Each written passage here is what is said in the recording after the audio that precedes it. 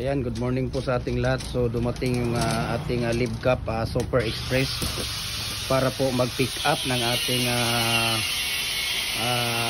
pins concrete post molder, no? Ayan, nasaan yung ano niyo kuya? Kunin mo yung timbangan niyo. Ayan. So ito po ay ipapadala natin sa Tugigaraw. Kuya, patingin nga yung cellphone mo, yung address at pangalan ng Tugigaraw. Ito yung cellphone mo. So dumating po sila dito, no, mga idol. Ayan sila ni kuya, no. So ipapadala po natin ito sa Tugigaraw, no. Wag dito itabi lang muna ninyo. Tabi lang muna, tabi. Ayan, sa kay Glenmark B. Ano tong pangalan niya? Glenmark B. Ayan, si Glenmark B. Bilya. Ang address po niya, Maharlika Highway, Carig. Saan ni? Carig Sur, Tugigaraw City. Anong Carig Sur? Carig Sur, Tugigaraw City. Yan ba tama yung address ba niya? Carig Sur, Tugigaraw City.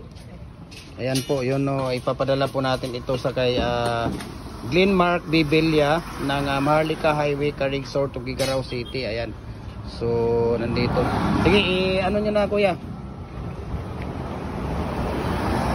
So yung Live Cup Super Express natin. So patong nyo muna. Ayan, sige, patong nyo muna. Tingnan natin kung ilang kilo siya.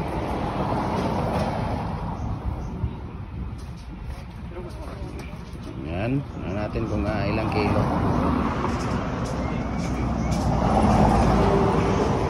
Tapos ganyan ninyo. Tanggalin nyo muna yung mga dalawa kuya.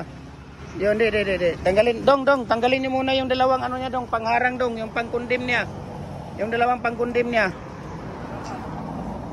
Dalawang pangkundim, sige, tanggalin nyo muna.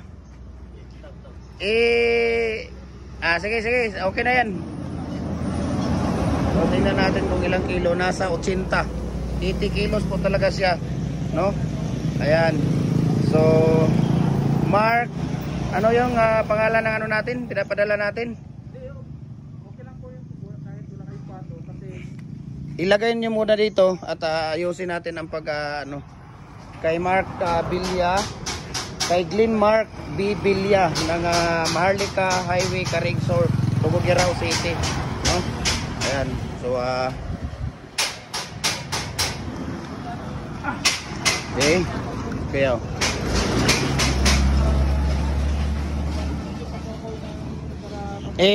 Sukat ni mas maganda tanggalin itong ano, no, para medyo maiksi ang ano niya.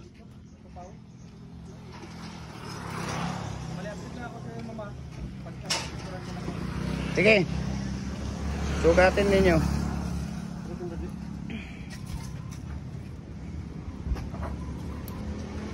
Yan. sige ma'am, sige. Ilan? 250. Asin. Okay po.